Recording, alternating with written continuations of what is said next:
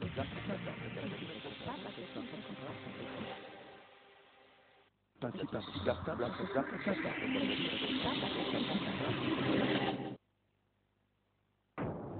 présente la tournée Booster Zouk Fever avec Audrey, Laël Mola et Créole. Salut les filles, comment ça va? Comment vous vivez? Effectivement, vous avez reçu votre invite pour la tournée Booster Zouk Fever? Vous rigolez? Le mercredi 15 juillet 2015 au Boomerang, le jeudi 16 juillet au Baladio, le mercredi 22 juillet au Club, le jeudi 23 juillet à l'Oxy Plus, le mercredi 29 juillet au Temple et le jeudi 30 juillet 2015 au Vogue Nightlife. Un événement révéré. C'est le penalty. Fabien va tirer, les yeux sur le ballon, pression énorme sur le tireur. Et sûr, faut choisir un côté et Fabien le perd. C'est dur. But de Fabien, le champion carte de seul dessus. Et c'est la victoire dans la finale de la coupe. Il n'y a pas de football sans 33 Export. 33 Export, supporter numéro 1 du football.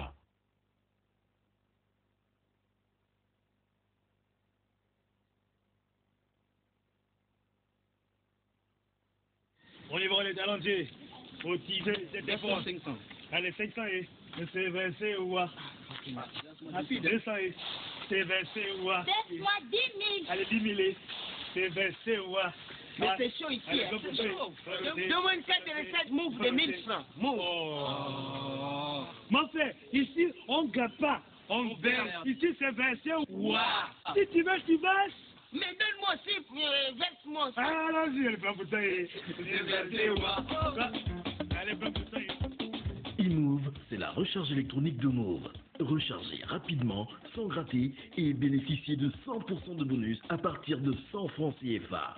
100% de bonus vers tous les réseaux. Là, c'est vraiment versé. Nous les mettons. Sobraga baisse les prix. Rafraîchissez-vous à prix bien glacé. 500 francs, petite bouteille, petit prix, partout au Gabon. Tarif valable sur les bouteilles de 50 centilitres. Coca-Cola, Coca-Cola Zéro, Fanta, Sprite et Gino. Soif d'exotisme.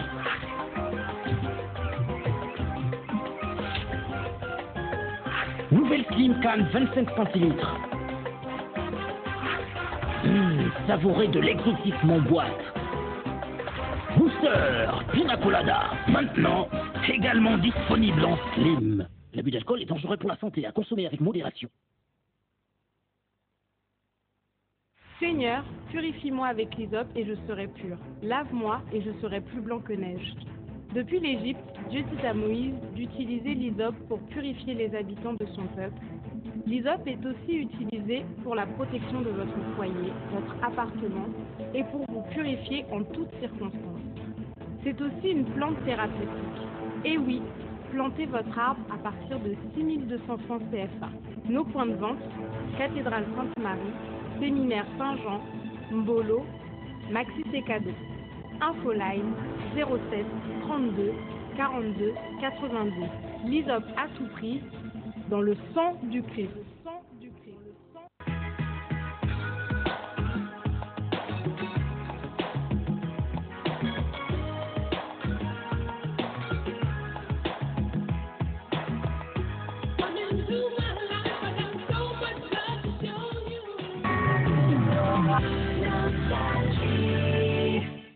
Libreville 93 FM.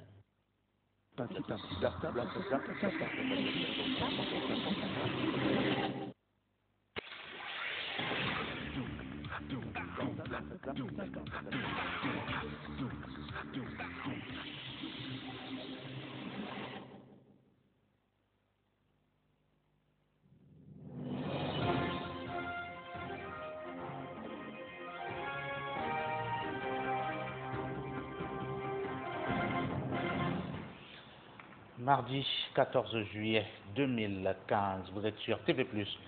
TV+, ce soir, c'est le principal rendez-vous avec l'information. Vous êtes les bienvenus, mais avant, voici le sommaire. On parlera dans cette édition d'information d'une compatriote désespérée et qui s'est vue hors de sa maison par ses parents qui aujourd'hui l'ont laissée dehors avec bagages et enfants.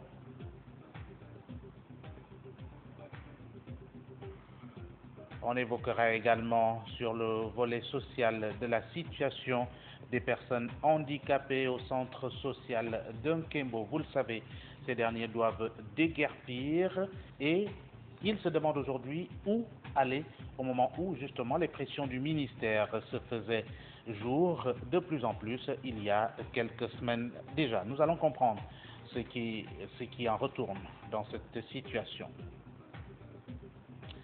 On va également parler du trafic routier et les risques en période de vacances, surtout pour ceux qui vont en vacances et qui doivent faire de longues distances vers l'intérieur du pays. Nous tenterons de comprendre les dispositions qui sont prises, notamment des dispositions sur le plan sécurité. Le volet dossier, lui, sera consacré au nouveau système de rémunération. Une rencontre a eu lieu hier à la direction générale du domaine. Là-bas, ce sont les responsables qui se sont retrouvés pour évidemment donner l'information. Nous allons comprendre justement dans le dossier de CTV+ ce soir ce qui a pu être fait durant ces derniers longs mois. Bonsoir à tous. Merci encore de rester fidèles à la télévision du futur. Ouvrons cette session d'information avec la situation des personnes handicapées vivant au centre social d'Nkembo. Il y a quelques semaines déjà, le département de tutelle annonçait leur déguerpissement. Ces derniers ont donc fustigé cette situation, ne sachant pas trop où aller. Francis Obam et Bettina Makosso sont repartis sur les lieux pour savoir davantage. Ils sont en colère et montent au créneau les handicapés résidant au site de Nkembo et pour cause, la léthargie affichée par la tutelle quant à l'expulsion des personnes valides habitant le site malgré le délai de 15 jours donné à ces derniers par le ministre de la Prévoyance sociale. Aucun concerné n'a daigné quitter les lieux. Si nous sommes là ce matin, c'est pour déplorer la lenteur administrative qui se passe aujourd'hui dans notre ministère.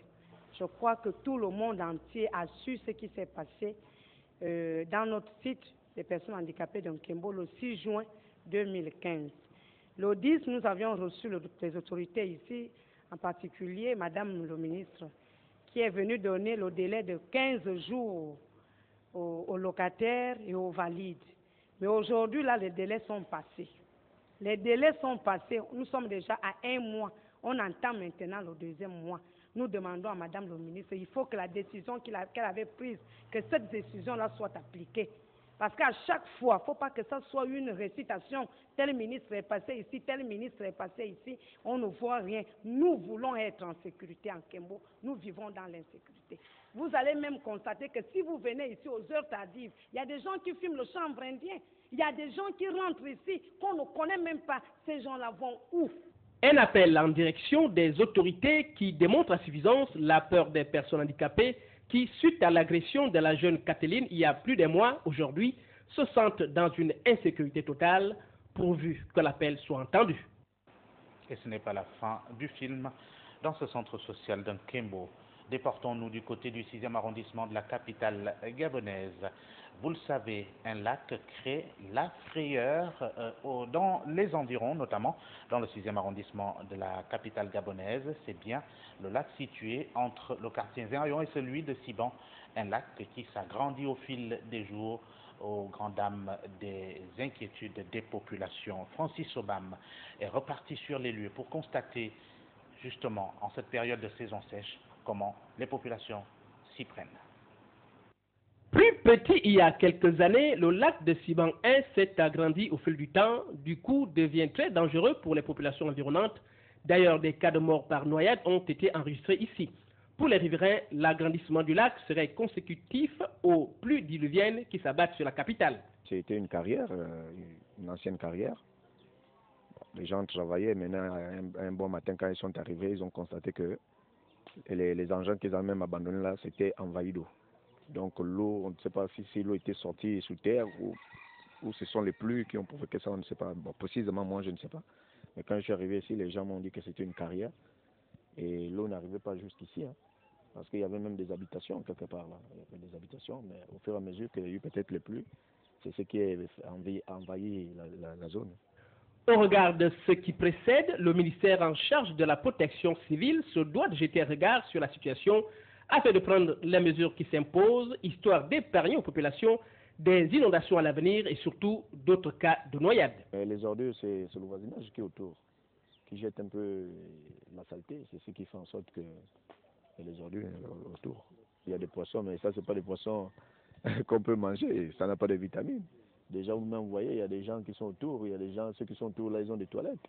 C'est que sûr, il y a des eaux qui circulent. Au regard de ce qui précède, le ministère en charge de la protection civile se doit de jeter un regard sur la situation afin de prendre les mesures qui s'imposent, histoire d'épargner aux populations des inondations à l'avenir et surtout d'autres cas de noyade. Et on le sait, ils sont plusieurs centaines de ménages qui vivent aux alentours de ce grand lac et on peut bien s'imaginer les dangers que courent les enfants déjà en vacances. Comment les sécuriser autour de ce lac dangereux? Juliette Bayard en parle dans ce reportage. Le lac de Siban 1, en cette période de vacances scolaires, serait une véritable menace pour les populations, surtout pour les enfants qui pourraient s'y noyer. Au regard de ce qui précède, l'on se demande si une sensibilisation est faite pour présenter la dangerosité aux plus petits. En gros, ce lac, il est très dangereux et ça tout le monde le sait, les parents également. Donc, dans les maisons, je crois qu'il y a déjà un travail de sensibilisation qui a été établi et je crois que tous les enfants, même s'ils voient le lac là tranquille, ils savent déjà eux-mêmes que ce lac est très dangereux et ils ne peuvent pas en fait aller se baigner, peu importe la chaleur qu'il y a dans les alentours, dans les environs. Tout de suite ils sont sensibilisés par le voisinage, par les riverains, tout de suite ils sont sensibilisés et déjà même ils prennent conscience parce qu'ils voient personne, parce qu'ils voient que le lac il est sale, il est pollué, donc personne n'ose mettre un pied à l'intérieur de ce lac. Les familles situées le long du dit lac disent avoir attiré l'attention des pouvoirs publics quant à la menace qui plane sur elles, mais rien n'a été fait pour apaiser leurs inquiétudes. Et les inquiétudes qui sont assez souvent grandes lors de la saison, la grande saison des pluies qui évidemment fait créer la montée de ces eaux du lac d'Inzengayon. Parlons justement de cette période de saison sèche, période propice pour les déplacements vers l'intérieur du pays et les voyages sont quasiment quotidiens avec les populations qui évidemment vont de l'intérieur vers la capitale et de la capitale vers l'intérieur du pays. Et c'est bien les transporteurs qui se frottent les mains avec l'usage des véhicules qui sont assez souvent saturés. Comment on s'en sort pour évidemment minimiser les risques de panne, par exemple, en cas de surexploitation? Francis Obama. Nous sommes en saison sèche, période à laquelle nombreux vont en vacances, occasion pour les transporteurs terrestres de voir leur trafic augmenter. Seulement en cette période de voyage vers l'intérieur du pays, les accidents sont fortement enregistrés sur la nationale. Aussi, les transporteurs prennent-ils des dispositions pour garantir le bon état mécanique de leurs véhicules? L'entretien de voiture se fait à chaque... ça se fait après le retour du bus. Une fois que le bus part, au retour, on doit vérifier aux entretiens techniques et faire la vidange de la voiture avant qu'on le mette sur le terrain. Et quand on voit que le véhicule ne tient pas, on le change, on le remplace par un autre bus. Les gens qui sont ralliés à nous, c'est nous qui sommes tenus à leur dire voilà ce que nous voulons. Ils ont leur garage personnel qui y vont et nous, ils viennent et on vérifie si effectivement ils sont accommodés à ce qu'on veut. C'est comme ça que ça se passe. Ce transporteur attire l'attention de ses collègues sur la nécessité de prendre des dispositions afin de protéger la vie de leurs passagers. La vie que vous voyez là, ça coûte trop cher. Et chacun, ce que je leur demande, c'est de prendre soin de leurs clients, de savoir que la vie ne s'arrête pas seulement aujourd'hui et effectivement de bien programmer leur voyage pour qu'au moins les chauffeurs puissent au moins avoir le temps de repos. Et si dans le cas contraire, puisque nous sommes bientôt, on sera dans le cas d'affluence, il vaut mieux qu'ils recrutent quelques chauffeurs pour permettre aux autres aussi de se reposer. Une interpellation qui a tout son sens aux transporteurs de s'y conformer. Un peu plus de prudence également sur les routes de l'intérieur du pays. On parle de toute autre chose à présent, toujours de la saison sèche, avec la quête de l'eau potable et les fontaines publiques quasi inexistantes dans les différents quartiers de Libreville. Les quelques fontaines qui existent font l'objet, par exemple, de destruction et même des populations qui s'adonnent au gaspillage d'eau. Comment gérer cette situation? Nos reporters ont tenté de percer les murs, justement, du Conseil national de l'électricité et de l'eau pour plus d'explications. Juliette Bayard. L'eau, source de vie, est une denrée rare sous d'autres cieux. Au Gabon, par contre, des installations sont faites depuis des décennies en vue de mettre à la disposition des populations ce précieux liquide. L'on parlera donc de l'avènement des bornes fontaines publiques dans les zones sous-intégrées où les populations éprouveraient des difficultés à payer une facture irrélative ou alors n'auraient pas encore eu le réseau domestique. Curieusement, l'on assiste à la destruction de ces installations et au gaspillage d'eau, à longueur de journée. Le Conseil national de l'eau et de l'électricité, à qui incombe cette responsabilité, pourrait être ligoté face à la récurrence des fuites d'eau, des réparations, des installations et le paiement de lourdes factures. C'est à ce niveau que les collectivités locales et la municipalité devraient, elles, à leur tour, intervenir. Toutefois, il se pose le problème de communication, personne n'étant mandaté pour signaler au Conseil national de l'eau et de l'électricité des cas nécessitant leur intervention sur le terrain. Pourtant, il avait été annoncé la fermeture des bornes fontaines publiques situées sur des zones où la quasi-totalité des habitants bénéficient d'une installation domestique en eau. Mais aujourd'hui, en parle-t-on encore? Autant de choses qui ne peuvent qu'encourager le gaspillage de cette ressource et alourdir l'ardoise du Conseil national de l'eau et de l'électricité. L'ardoise du contribuable, devrait-on dire. Et c'est une enquête qui va se poursuivre et nous y reviendrons au cours de nos prochaines éditions d'information. Et on parle de ce cas, le cas d'une compatriote justement qui a été virée de son habitation. C'est au quartier Zengayon.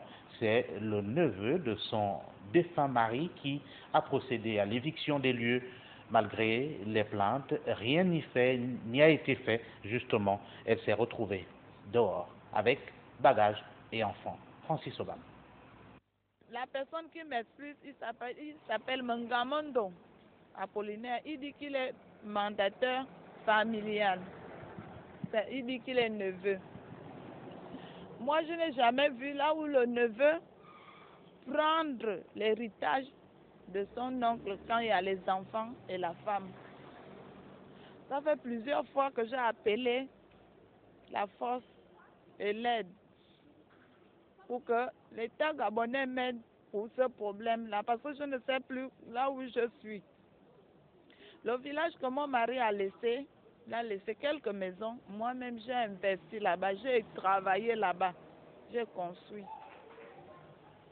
Mangamondo, il jure. Il me met dehors avec toute ma famille. Il dit qu'il a pris la grosse du tribunal pour venir m'expliquer. Pour quelle raison?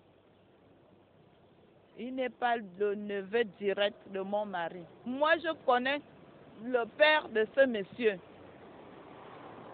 Il n'a jamais été le parent de mon défunt mari.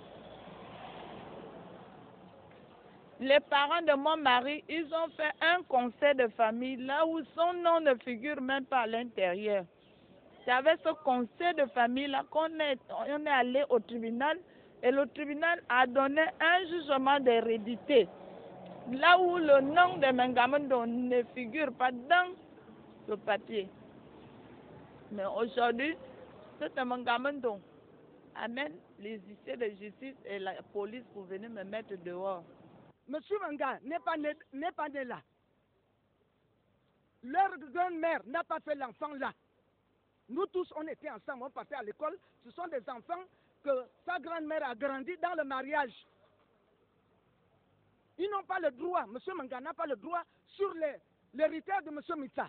Nous, on demande que monsieur Manga doit laisser la dame tranquille. Elle n'a pas le droit, il n'a pas le droit. Hein? Comment ça se fait que Manga peut mettre la famille de Mitsa? Cette dame-là, on l'a épousée devant moi. M. Menga peut évidemment apporter sa part de vérité dans cette affaire. On parle d'un autre phénomène, celui du rapprochement communautaire. On peut le constater à l'évidence dans les différents quartiers de la capitale. Certains compatriotes qui préfèrent vivre dans des quartiers au détriment d'autres. Comment cela peut se justifier? Juliette Bayard a mené une toute petite enquête et voici le reportage. À Libreville, comme à l'intérieur du pays, les membres des groupes ethno-linguistiques, tout comme les communautés, ont une histoire particulière avec certains quartiers, ce qui pourrait expliquer le rapprochement communautaire. Parce que la plupart des quartiers de maintenant étaient des villages à l'époque. Sans compter le fait que ceux de la génération de mon père, par exemple, parce qu'il est né en 40, sont les premiers habitants du quartier. Lui est arrivé ici fin des années 60 et il s'est installé, ce qui fait que sur l'aile droite, c'est ce qui lui appartient, puisqu'il en a déjà acquis le titre foncier. En majorité, mais c'est pas foncièrement un quartier franc. Je suis nationalité guinéenne. Bon, il y a le Guinéen ici à côté de moi, oui. Oui, on sent bien tout le monde, c'est pas seulement les Guinéens, les Gabonais, Sénégalais, tout le monde. On sent bien avec eux. On habite à Odeguégué là. Bon, pas tellement, mais vraiment on est bon. On a 3 frères au niveau de Badéguégué là. Bon, donc on se croise quand il y a la cérémonie comme ça, c'est tout. Je suis ressortissant sénégalais. Il y en a plusieurs ressortissants, surtout de l'Afrique de l'Ouest, comme on est de la CEDEAO. Et ils sont nombreux. Le fait de sentir la chaleur des personnes partageant la même culture peut amener les uns et les autres à conquérir le monde. Bon, quand il y a la paix, les communautés vivent entre elles. Mais quand il n'y a pas la paix, les gens vivent en ordre de séparation. Les gens se séparent. Pour les Sénégalais, il n'y a pas de préférence. Ils sont partout. Partout, dans chaque quartier, là où ils se sentent bien, tu les trouves. Là où ils ne se sentent pas bien, ils sont obligés de déménager. Le Sénégalais est appelé à vivre partout. Même si vous partez aux États-Unis, dans les autres pays, vous les trouvez. Bon, il reste peut-être qu'à la planète Mars ou bien Jupiter, pour les retrouver là-bas. À Libreville, l'on entendra dire que les Mienais seraient fortement représentés à plein Niger, les Fonds à Cocotier, Ndiangayon et Nkembo, les peuples du sud du Gabon sur la nationale pour ne citer que ceux-là, pendant que les Haoussa seraient regroupés à Nambakele, les Maliens et Sénégalais à Petit Paris. Le volet éducation nous amène à parler cette fois du deuxième jour des épreuves du brevet d'études du premier cycle qui ont démarré évidemment hier lundi 13 juillet 2015 sur l'ensemble du territoire national. Allons voir comment ces examens se poursuivent. Nous sommes en compagnie de Bertline Bengon et Guy Serge Disons. 597 candidats au total pour le centre de Bessieux dans le cadre des examens du BEPC. Au deuxième jour de cet examen, l'ambiance reste détendue tant pour les élèves que pour les encadreurs. Depuis lundi, ça se passe bien. Cette épreuve se déroule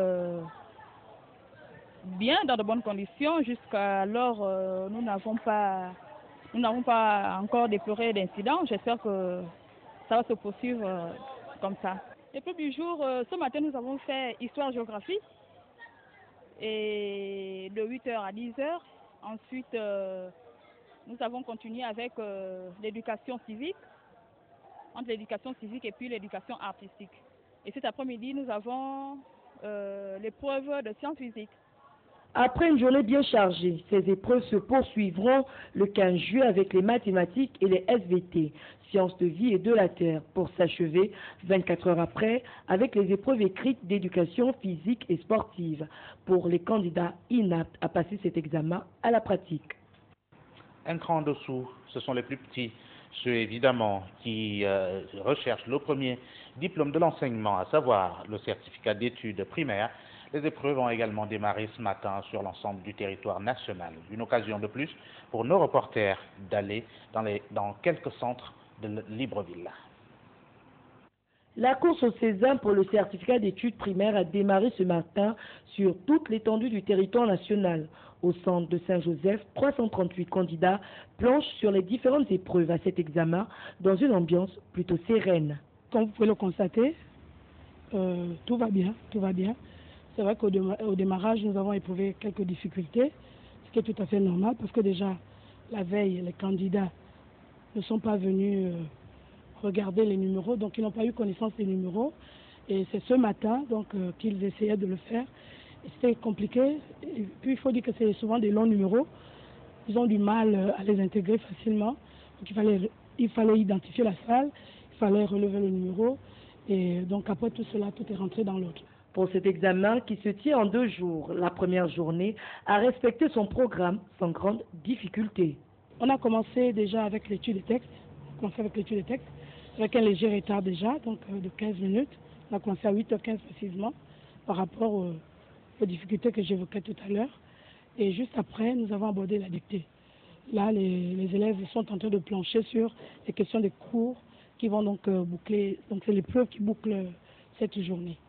Pour le deuxième jour d'examen, les candidats seront soumis aux épreuves de mathématiques, entre autres problèmes et calcul mental, suivis de l'épreuve de dessin et couture, selon les candidats. Cette deuxième journée marquera également la fin des épreuves du CEP 2015. Abordons le volet dossier de cette TV Plus ce soir. Une réunion qui se tenait à la direction générale de la solde. Hier, il était question d'une réunion d'harmonisation sur la mise en solde du nouveau système de rémunération enclamé par l'ensemble des agents de l'État sous la direction du ministre du Budget et de la fonction publique. Voyons d'abord ce compte rendu avec Arnaud Mandat. Ils sont en réunion en période de mise en solde des salaires. La date du 25 juillet est en discussion.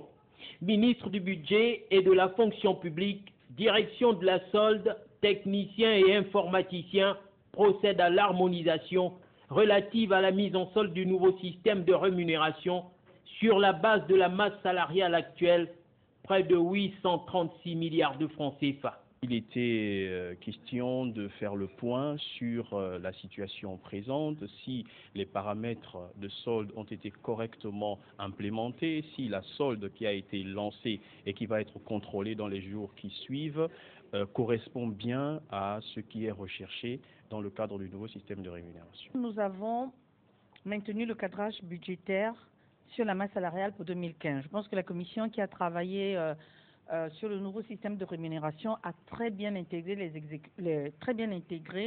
l'instruction du gouvernement, à savoir de maintenir la masse salariale conformément au cadrage budgétaire. Le nouveau système de rémunération est donc prêt pour le 25 du mois en cours.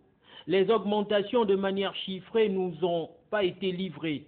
Reste à savoir si le NSR sera à jour quant aux attentes